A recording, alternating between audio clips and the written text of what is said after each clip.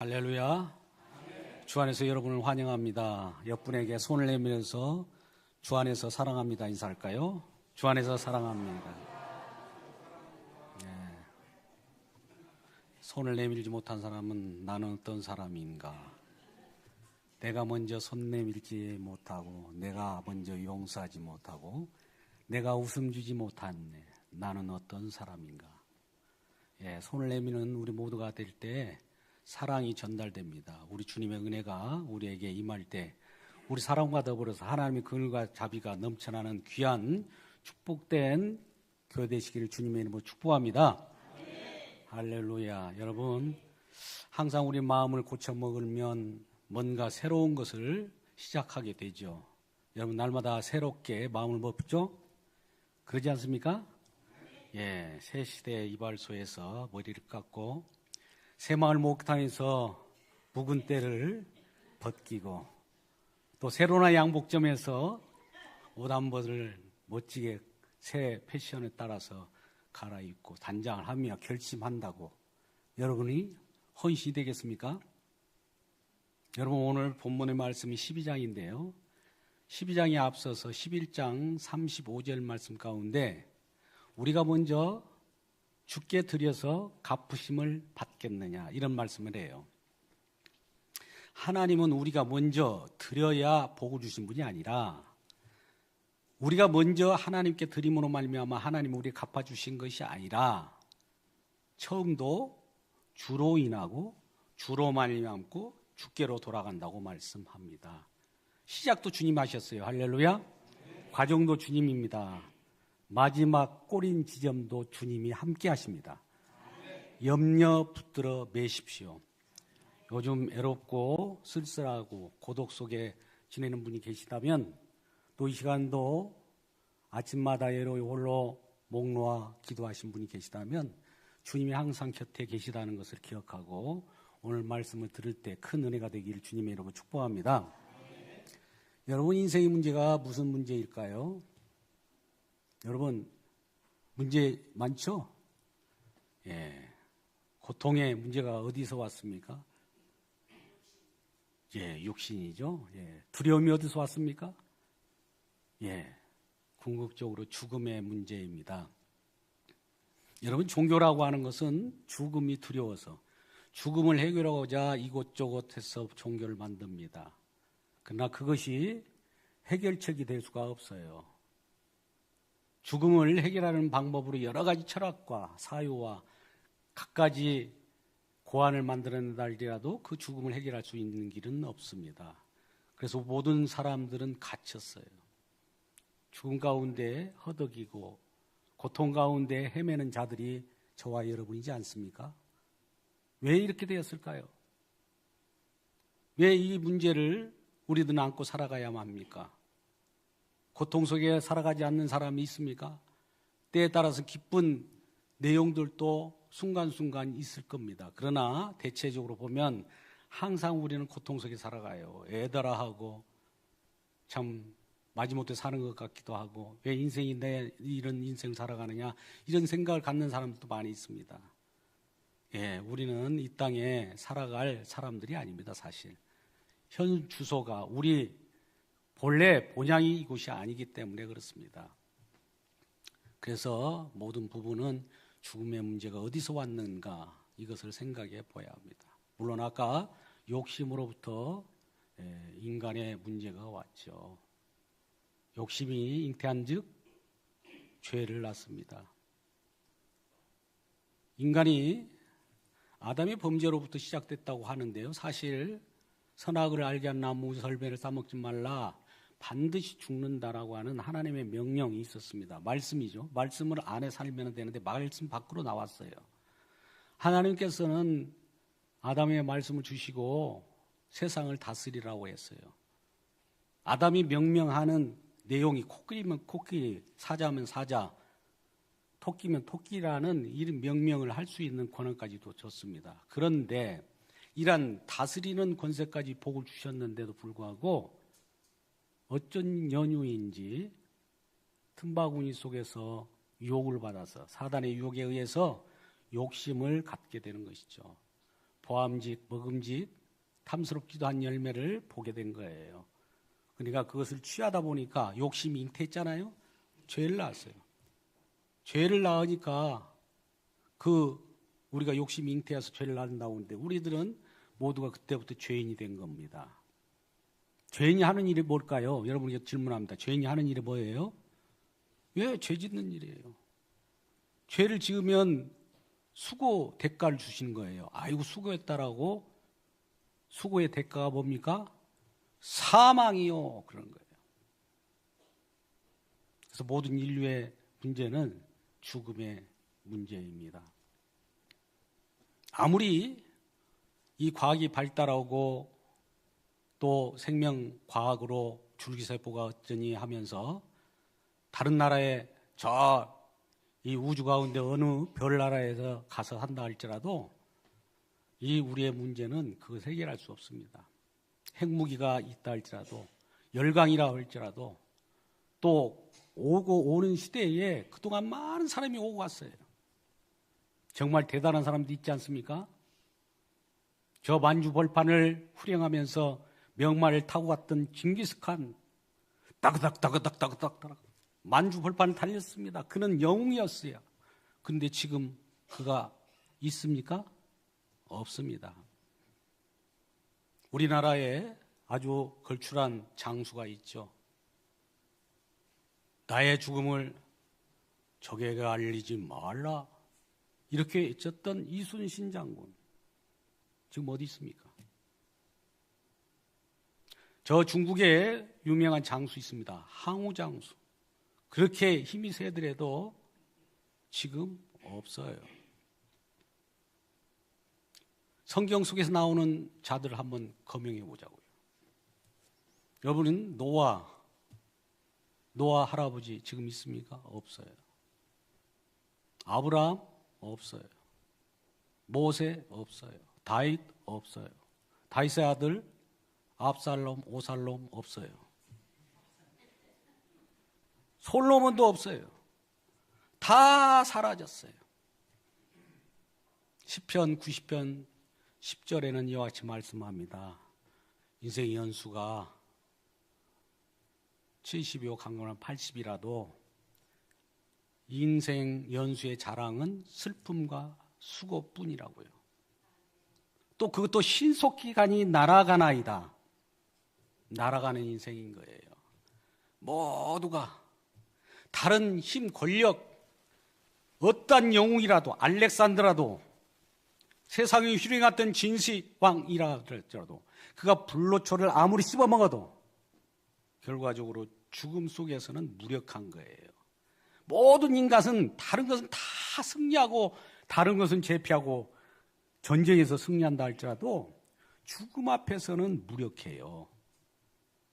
그래서 사도 바울도 고린도 전후서뿐만 아니라 로마서 오늘 말씀을 통해서도 오라 공고한 사람이다. 이 사망의 몸에서 누가 나를 건져내랴 한탄하고 탄식했던 겁니다. 누가 건져줄 수 있겠습니까? 건져줄 사람이 없기 때문에 가망이 없고 건져줄 사람이 없기 때문에 우리 희망이 없는 거 아니겠습니까?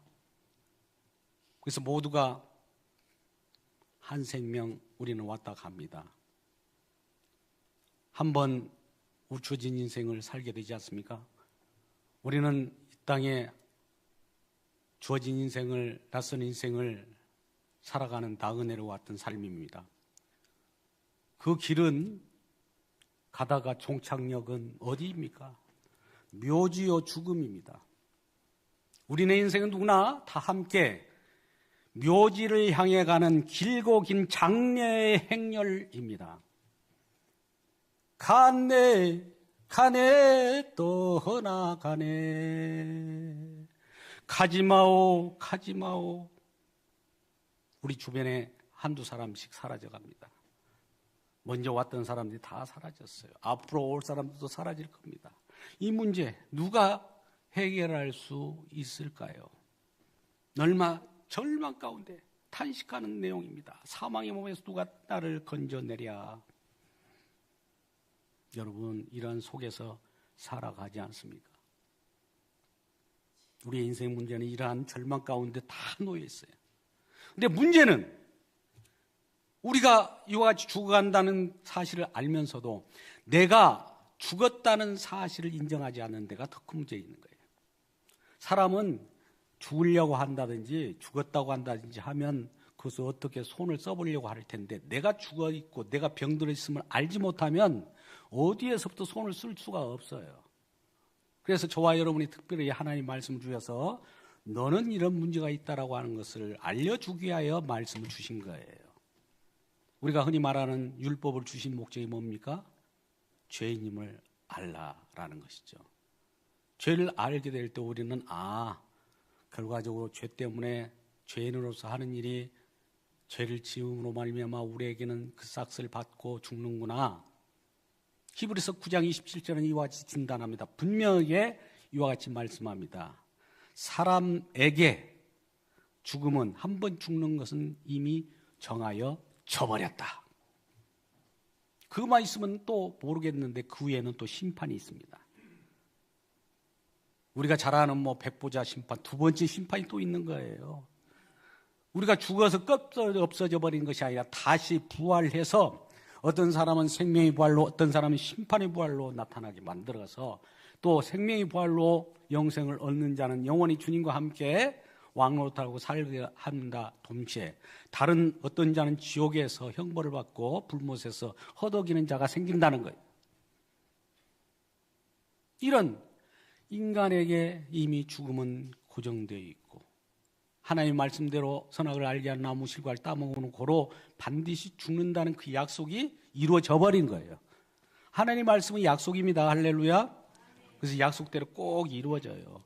약속을 먼저 주시고 하나님의 약속 가운데 그 약속을 점차적으로 이어가는 것을 약속을 근거로 해서 예언하고 예언을 또 성취하고 예언을 성취한 가운데도 약속이 이루어졌음을 알게 되는 겁니다. 이런 고통 속에서 우리는 시들리고 있는 거예요. 여러분, 주간의 인생 가운데 누가 손을 내밀지 않으면 어떻게 하겠습니까? 그런데 이러한 시름을, 고통을 보고 계신 분이 계셨어요. 부르짖음을, 애통하고 우리가 살아가는 탄식하고 어찌할꼬 사망의 몸에서 누가 나를 건져내라라고 고통 부르짖는 소리를 듣고 계신 분이 계셨어요. 그리고 우리 근심을 아는 분이 계셨어요. 그분이 우리 곁에 오셨습니다. 그럼에도 불구하고 우리는 내일이 바빠서 내 중심으로 생각하기 때문에 주변에 누가 와 있는가도 몰라요. 아무리 내가 왔다고 이렇게 노크를 해도 문을 열지 않습니다. 그분이 또 왔어도 보고도 별 볼 일 없는 분이네. 보니까 우리가 그를 보면 풍채도 없고 아름답고 또 영웅호걸처럼 보이는 그런 모습도 없어서 그를 외면해버립니다. 흠모할 만한 건 아무것도 없는 거예요. 우리가 참 대단하다 이렇게 하면서 그를 한번 믿어볼까 섬겨볼까 함께 해볼까 이렇게 해보려고 해도 가만히 보니까 몰골이 말이 아니거든요. 우리가 생각하는 그 예수님이 아니란 말이죠. 우리는 성화 그림에 아주 멋있게 예수님의 그림을 그려놓고 그래서 상상합니다만 그분은 연한 뿌리 같고 정말 줄기 같아서 바싹 마른 모습으로 우리 가운데 나왔습니다. 누가 그를 믿을 수 있겠습니까? 누가 그걸 우리가 받아들일 수 있겠습니까? 그래서 싫다고 그를 십자가에 못 박으라고 고래고래 소리 지르면서 십자가에 못 가보시오. 우리는 저 사람이 필요 없습니다. 라고 하면서 합세하여 그를 찔렀지 않습니까? 그를 찔렀지 않습니까? 못 박았지 않습니까? 그 피가 튀겨 우리를 감싸고 덮어버립니다. 그가 찔림은 우리의 허물을 인함이요 그가 상함은 우리의 죄악을 함이라. 그가 징계를 받음으로 우리가 나음을 입었도다. 우리는 다 양 같아서 그릇 행하여 각기 제 길로 갔거늘, 각기 제 길로 갔거늘.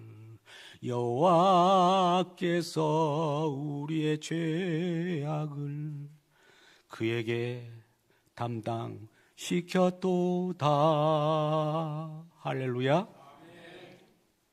우리는 그가 왜 온지를 몰랐습니다. 알지도 못해요. 우선 나 살기 바쁘죠. 그런데 이제 우리에게는 그러한 절망 가운데 있을 때 그가 신음하면서 하나님께서 이 땅에 일한 우리들의 사정을 알고 보내신 분이십니다. 인자로 오셨어요.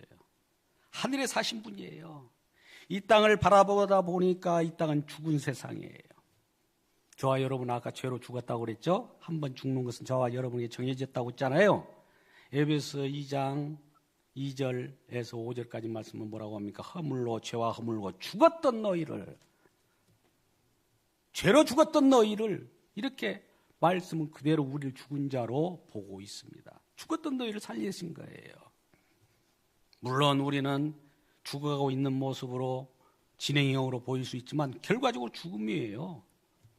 그러니까 죽은 세상에 영원한 생명을 가지고 오신 분이 우리 주님이신 것이죠. 그분이 오셔서 자기 정체를 드러내시고 우리와 함께 하시는 겁니다. 근데 우리가 누가 그를 알았으리요? 그가 십자가에 못 박힐 때도 많은 사람들이 저 사람은 무슨 죄를 져서 하나님께 징벌을 받았다 하면서 조롱하기도 했습니다. 스스로 자기 자신을 구원하지 못하면서 누구를 구원한다고 하느냐라고 하면서 그를 희롱했습니다. 우리는 이사야 53장을 잘 알지 않습니까? 지금 교회적으로 보면 사순절을 이렇게 지내는 교회를 가지고 지내는 교회들도 있습니다만 그렇습니다. 그가 이 땅에 오셔서 우리를 구원하시러 왔는데 우리는 그를 알지 못하고 하나님께 징계를 받고 하나님께 징벌을 받아서 그가 맞으며 고난을 당한도라, 이렇게 우리가 생각했다는 거죠. 무슨 죄를 졌기 때문에 예수님 십자가에 못 박혔을까? 저 사람은, 저 청년은 무슨 죄를 져가지고 저렇게 십자가의 형틀에 저렇게 매달려 죽어가는 걸까? 가끔 한 번씩 생각해 보는 정도, 그렇게 생각하지 않습니까? 근데 사실 그분은 아무 문제가 없어요. 그분은 죄가 없으셔요. 문제는 우리가 있어요. 우리가 죽음의 문제로 우리가 죽어야 되고 우리가 저주 가운데서 십자가에 못 박아 매달려 죽어야 될 것이 우리인데 그분이 우리를 대신해서 죽였다, 이 말입니다. 누가 이것을 생각할 수 있겠습니까? 사도 바울은 이러한 구약 성경을 바라보면서 성령이 충만하여 말씀을 써내려 가는 내용이 오늘 본문의 말씀입니다. 본문이 지금 로마서 12장 1절 그러므로로부터 시작이지만 여러분 연결구조라는 걸 알지 않습니까? 앞에 무슨 내용이 있었다는 것이죠. 그러므로 형제들아, 하나님의 자비하심으로, 하나님의 긍휼하심으로, 하나님의 사랑으로 내가 권한다. 그러면서 하나님의 사랑, 하나님 긍휼하심, 하나님 자비하심이 무엇인가를 먼저 앞에서 제시했다는 거예요. 앞에서 뭔가 제시하고 나서 그러므로 이렇게 저렇게 하라, 이런 거 아니겠습니까? 그렇죠? 하나님이 어떤 일을 하셨어요? 이 땅에 오셔서. 하나님이 무슨 일을 하셨습니까? 사도 바울이 이와 같이 정말 우리를 위하여 무슨 일을 하셨는가? 로마서 1장부터 쭉 계속해가지고 8장 말미에까지 그 사랑이 너무나 크고, 또 주님께서 많은 외부 세력으로 우리를 공격하는 그 정죄로부터 우리를 막아주셨고 또 우리를 사랑으로 보호해 주셨어요. 그래서 사랑의 관계 속에서는 끊을 자가 없다고 하면서 12장으로 이어질 수도 있습니다. 물론 9장부터 11장까지는 이스라엘 백성들에 대한 구원의 문제를 언급하고 있습니다만 이스라엘과 별도로 나눌 필요가 없어요. 우리 지금은 그리스도 안에서 모두가 이스라엘이나 이방인이나 하나이기 때문에. 그러면 왜 이렇게 우리가 죽음 가운데 갇히게 했을까? 왜 그럴까? 사도 바울이 성령이 충만해서 말씀을 보게 됩니다. 여러분 로마서 11장 32절 말씀을 보십시오. 본문의 말씀에 앞서서 로마서 11장 32절에 이렇게 되어 있습니다. 하나님이 모든 사람을 순종하지 아니하는 가운데 가두어 두심은, 하나님이 모든 사람을 순종하지 못하게 가두어 두심은, 순종할 수도 없어요. 하나님 뜻을 이룰 수도 없고 말씀을 지킬 수도 없어요. 그런 가운데 가두어 두심은, 왜 그렇게 가두어 두셨을까? 왜 죽음 가운데 가두셨을까? 율법 가운데 가두셨을까? 봤더니 모든 사람에게 긍휼을 베풀려 하심이라. 여러분 긍휼, 헤세드, 사랑 이렇게 표현해도 좋아요. 사랑을 나타내기 위해서, 하나님 사랑이 얼마나 큰가를 알려주기 위해서 긍휼이라는 표현이에요. 긍휼, 자비 똑같은 말입니다. 긍휼이 무슨 말입니까? 정말 때려주어도 시건찮는데 살려주는 걸 긍휼이라고 하는 거예요. 사실 우리 심판을 받아 마땅한데도 불구하고 거기서 구원해내는 것을 긍휼이라고 하는 겁니다. 긍휼의 풍성하신 우리 주님이시잖아요. 이걸 자비라고 합니다. 그래서 12장 1절에 이와 같이 말씀하는 거예요. 그러므로 형제들아 내가 하나님의 모든 자비하심으로 긍휼하심으로 너희를 권한다. 하나님이 얼마나 자비하신 줄 아냐? 하나님이 얼마나 긍휼하신지 아냐? 하나님이 얼마나 사랑이 크신 줄 아냐? 이 사랑을 가지고 내가 권한다. 사랑을 먼저 생각하고 무슨 일을 하든지 하라는 거예요. 우리가 어떤 일을 할 때 주님의 은혜를 받고 일하기를 주님의 이름으로 축복합니다. 선교, 전도, 사역을 할 때도 마찬가지입니다. 우리가 하나님의 은혜를 받고 예배를 드리고 사역에 들어가야 됩니다. 기도를 하고 들어가야 됩니다. 찬양을 하고 들어가야 됩니다. 그런데 기도하지 않고 선교 현장에 들어가면 사단의 밥이 되기가 쉽습니다. 처음엔 막 모두가 의기충천해서 저 오지라도 어디라도 가겠습니다. 가지 않습니까? 한 10년 되어 보십시오. 그 선교사들이 신음하면서 귀국하는 일이 벌어질 겁니다. 하나님의 일은 영적 싸움이에요. 주님이 함께 가셔야 돼요. 그래서 항상 기도하시는 저와 여러분 되시기를 주님의 이름으로 축복합니다. 우리 모두가 기도를 잘하시고 찬양도 잘하시는 모습을 봤는데 기도 잘하는 방법, 찬양 잘하는 방법 알려드릴까요? 예, 이건 아무나 안 알려드리는데 특별히 이 평원교회 임채훈 목사님 생각해서 알려드릴게요. 찬양 잘하고 싶어요? 기도는요? 기도 잘하고 싶죠? 기도 잘하면 기도 많이 하면 되고요. 찬양 잘하면 찬양 많이 하면 됩니다. 할렐루야. 네, 우리 3남전도에 전도를 한다고 하는데 전도 달라면 어떻게 할까요? 전도 많이 하십시오. 전도하다 보면 거기에서 시행착오도 있을 거고요. 물론 주님이 알려주는 어떤 가라 하면 가고 거기에서 하나님이 함께 하셔요. 하면 됩니다. 현장으로 나가지 않기 때문에 그래요. 우리는 무엇인가 이론적으로는 탁상공로를 알지만 현장에 나가는 걸 두려워해요. 사단마귀가 그것을 싫어하거든요. 그래서 우리는 현장에 나갈 때마다 항상 기도하고 찬양하고 그렇게 현장에 나갈 때 우리 주님의 나라는 하늘의 나라입니다.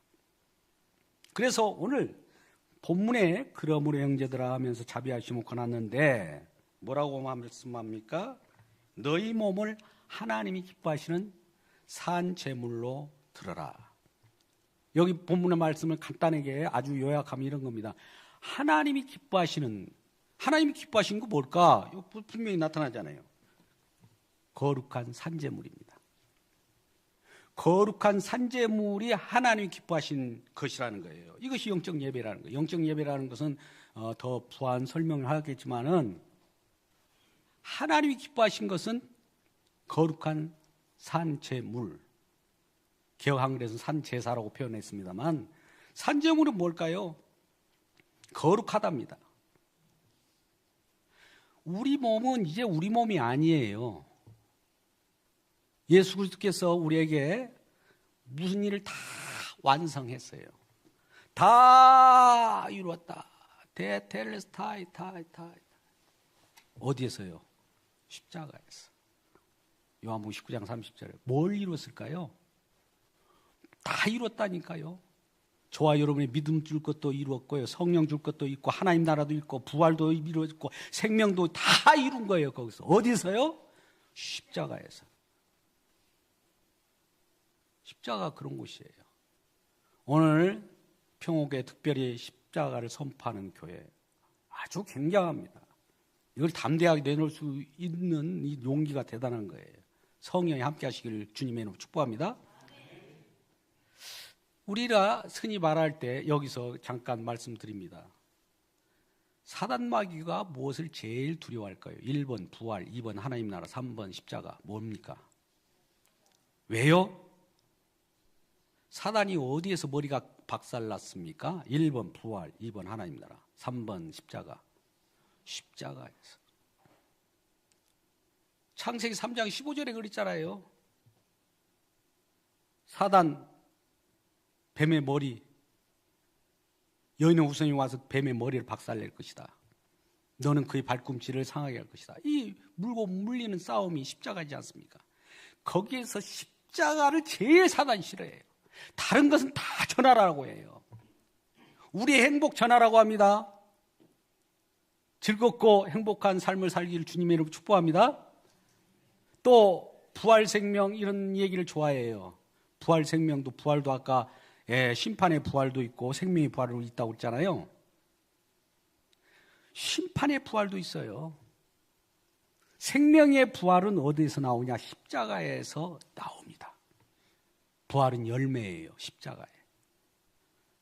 그러니까 십자가를 사람들이 싫어해요. 그리고 사단이 십자가만은 말하지 못하게 해요. 근데 고린도서 2장 18절 여러분도 말씀합니다. 십자가의 도가 멸망한 자는 미련한 것이요 구원을 얻는 저와 여러분에게는 하나님의 능력이라. 1장 23절에는 하나님의 지혜라고 그래요.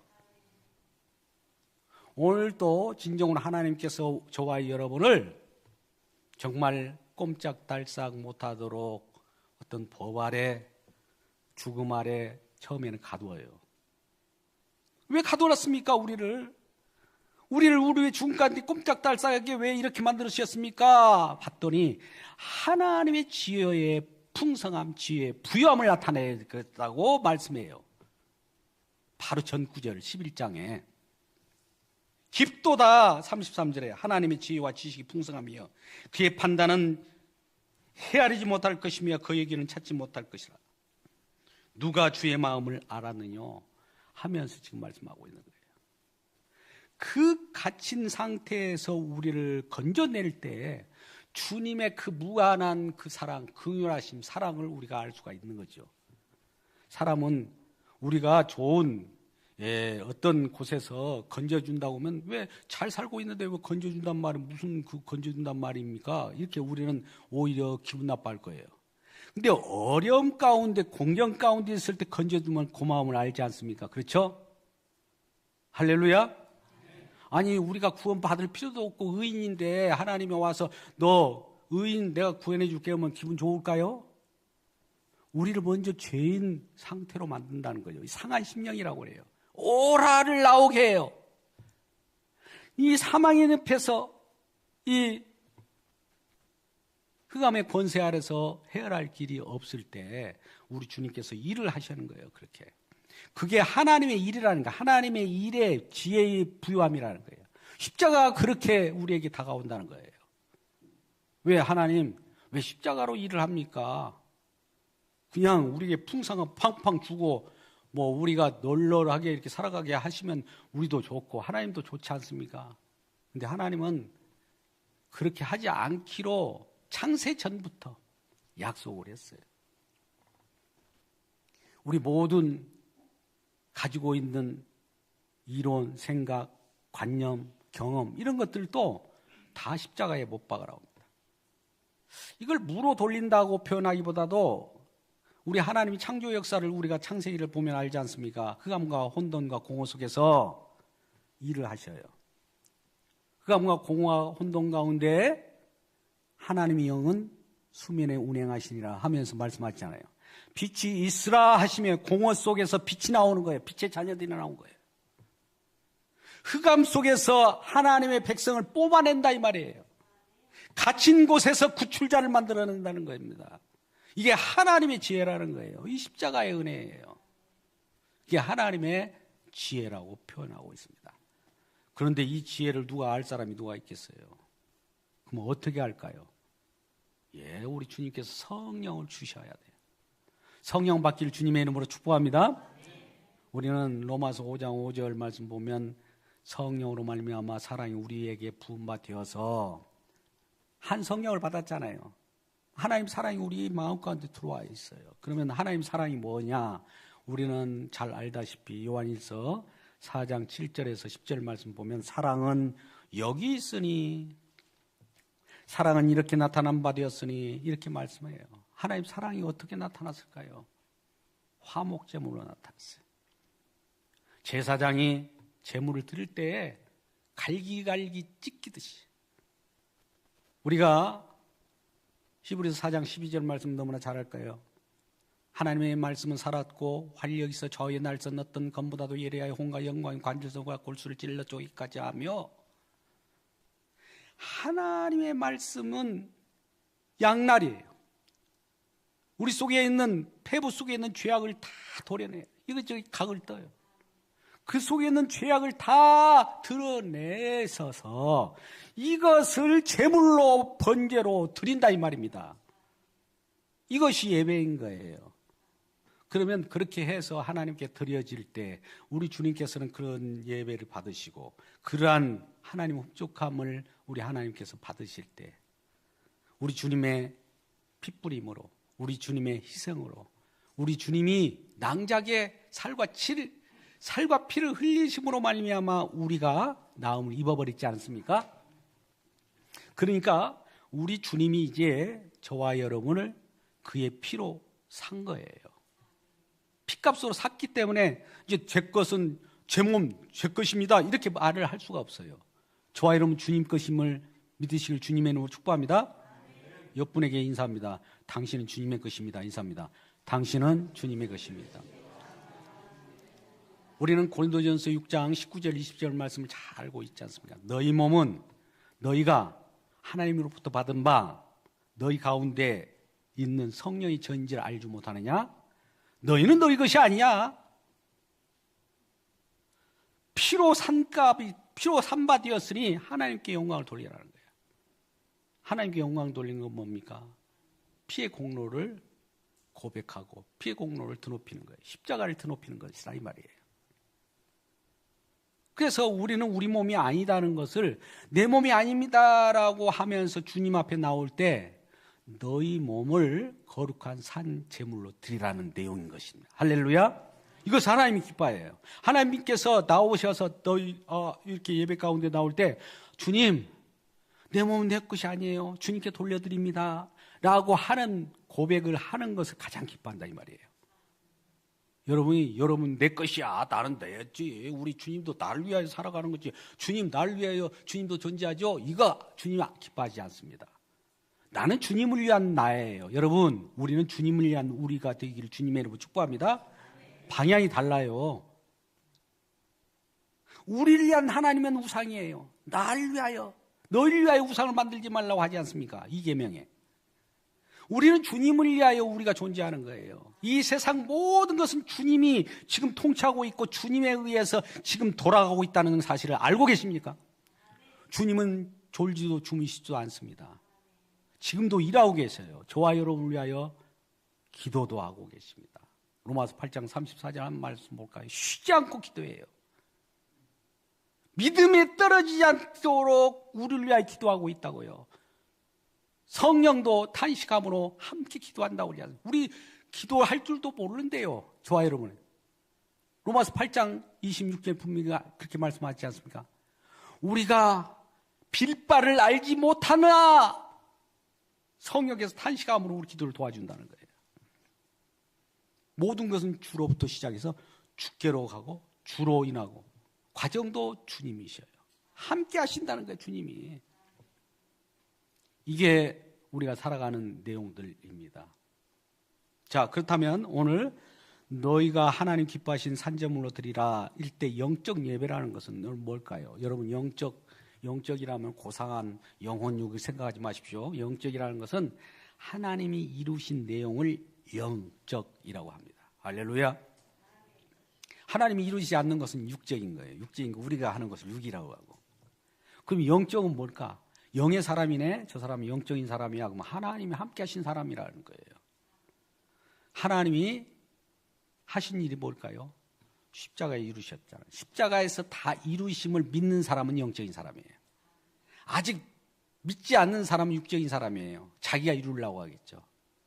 그래서 예수님께서 이 땅에 오셔서 율법 아래에서 신음하고 법 아래에서 신음하는 저와 여러분을 그 율법의 정죄로부터 건져내기 위하여 예수님께서 세례자 요한에게 세례를 받지 않습니까? 세례를 받았다는 건 하나가 됐다는 거예요. 세례라고 하는 것은 구약을 대표하는 그 세례를 주는 자가 누구예요? 요한이잖아요. 요한은 구약을 대표합니다. 엘리야의 심령으로 온 자가 이 세례 요한이에요. 요한은 구약을 대표하기 때문에 정죄하는 기능이 있어요. 그리고 율법이 그에게 세례를 줌으로써 예수님이 세례를 받잖아요. 그러면 모든 인간의 그 아픔이 예수님에게 다 전가가 돼요. 이미 예수님은 그때부터 고난의 길을 가게 되는 거예요. 골고다를 가게 되는 거예요. 그래서 율법 아래 왜 그러면 이런 세례를 받았습니까? 율법 아래 허력인 자들을 그 정죄로부터 벗어나게 하는 거예요. 율법의 조문을 폐하게 하시기 위하고 이 율법 아래에 오신 겁니다. 그래서 그 율법을 어디서 이루느냐? 십자가에서 다 이뤘다는 그 속에 다 있는 거예요. 할렐루야. 어디서 이뤘다고 다 이뤘다고 했다고요? 십자가에서. 어디 부활해서 이뤘다고 그랬습니까? 하나님 나라에서 이뤘다고 그랬어요? 십자가에서. 사단마귀는 아까 같이 십자가만 하지 말라는 거예요. 십자가는 구원받을 때만 잠깐 필요한데 왜 또 십자가 얘기하는 거예요? 막 이러잖아요. 어떤 분들은 확신을 준다고 그래서 구원의 확신이라고 그래서 저 구원파들이 구원의 확신을 주장하는데 뭐냐면 아직도 지금 십자가야. 아직도 구원받으려고 그래. 왜? 십자가를 말하지 못하게 하려고. 십자가를 건너뛰게 합니다. 강도요, 절도요, 그게. 십자가를 통하지 않는 것은 다 사실은 강도인 겁니다. 심판의 부활로 나타나요, 그들은. 부활도 똑같은 부활이 아닙니다. 그래서 거룩한 제물이라는 것은 우리 주님께서 나를 샀어. 피값으로 샀기 때문에 내 몸이 아니다는 것을 첫 번째 고백하시기 바라고요. 두 번째, 오늘 제 2절에 너희는 이 세대를 본받지 말고 마음을 새롭게 함으로 말미암아 뭘 분별하라고 합니다. 하나님의 선하시고 기뻐하시고 온전하신 뜻을 분별하라. 뭐 기도할 때 여러분 다 외우는 내용이잖아요. 그죠? 이 인용을 다 하시죠? 하나님 기뻐하시고 선하시고 기뻐하시고 온전한 뜻을 이루어 달라고 하는 것이죠. 그러니까 처음에 이 세대를 본받지 말라고 하니 이 성경이 기록될 때는 이 세대를 뭘 본받지 말라고 하냐. 그들은 구약 제사를 드렸거든요. 율법주의 신앙이었거든요. 그 율법주의 신앙, 구약 제사 이제 끝났어. 그거 본받지 말라라고 하는 거예요.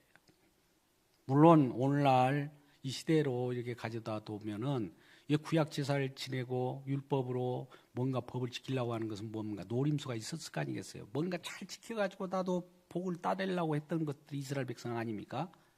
그거 마찬가지 오늘날 시대에는 디모데후서 3장 1절 말씀 뭐라고 합니까? 모든 사람이 자기를 사랑하고 돈을 사랑하며 교만하고 겸손하지 못하고 부모를 거역하며 이런 내용들이에요.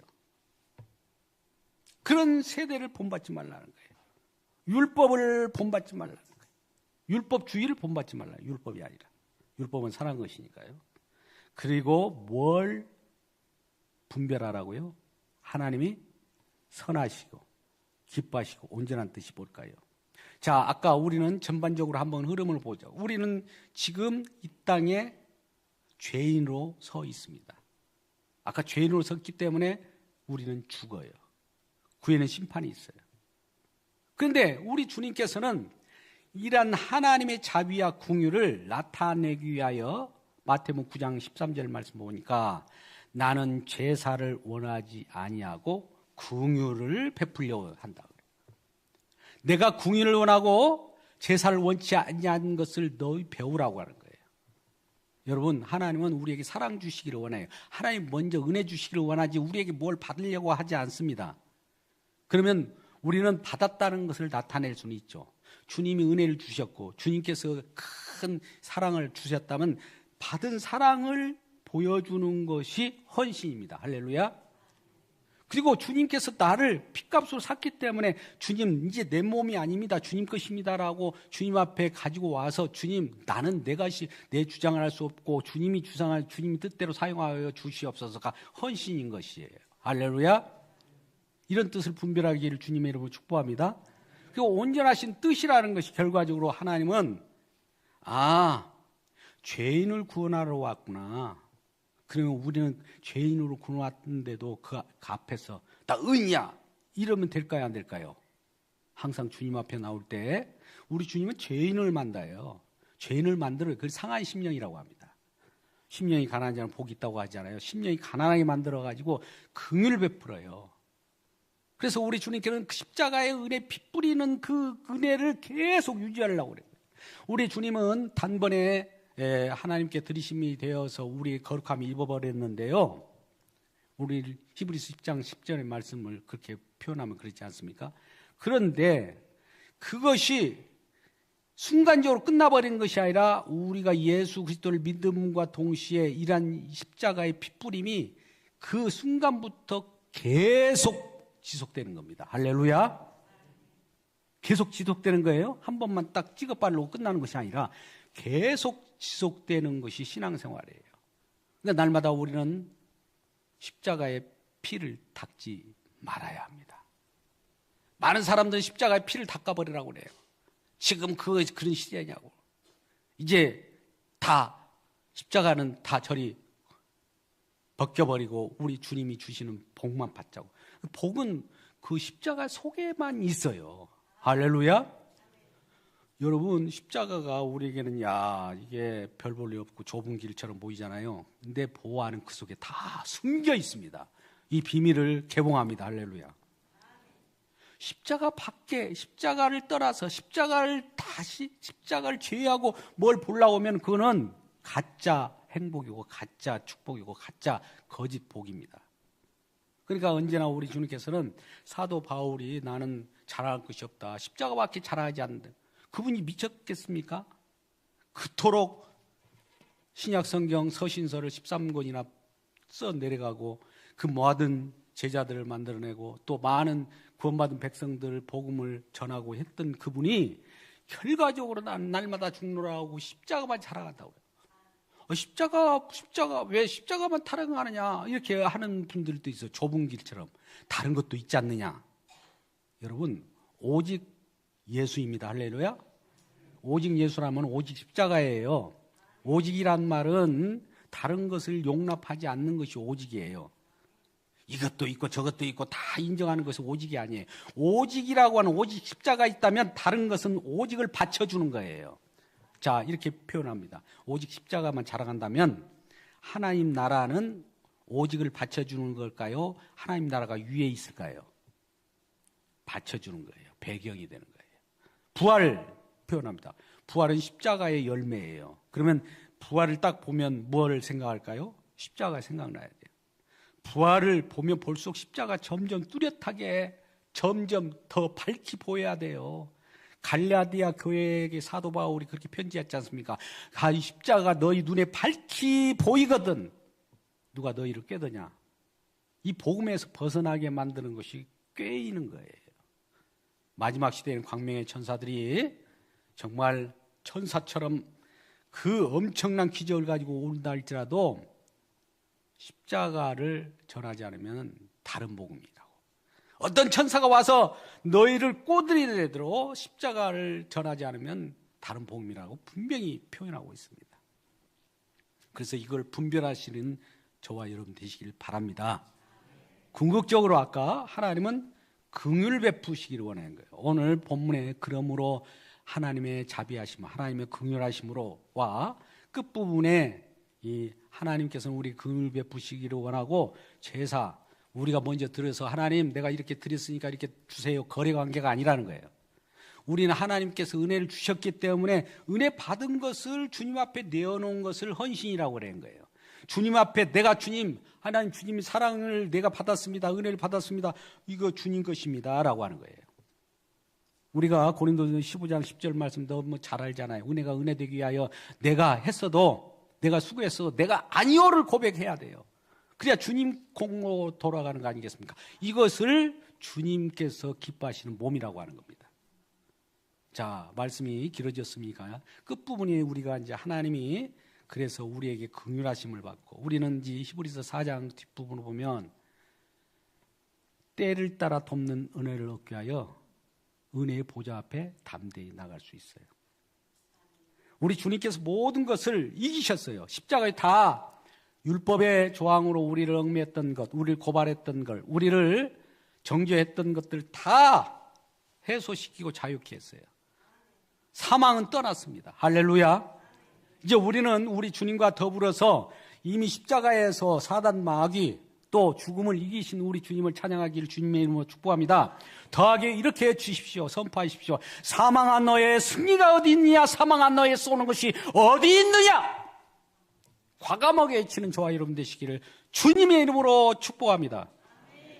또 오늘 헌신 예배로 드리는 3전도에 전도에 나갈 때도 이러한 승리의 외침을 가지고 주님을 섬기고 주님의 십자가의 복음을 증언하는 우리 모두가 되기를 주님의 이름으로 축원드립니다.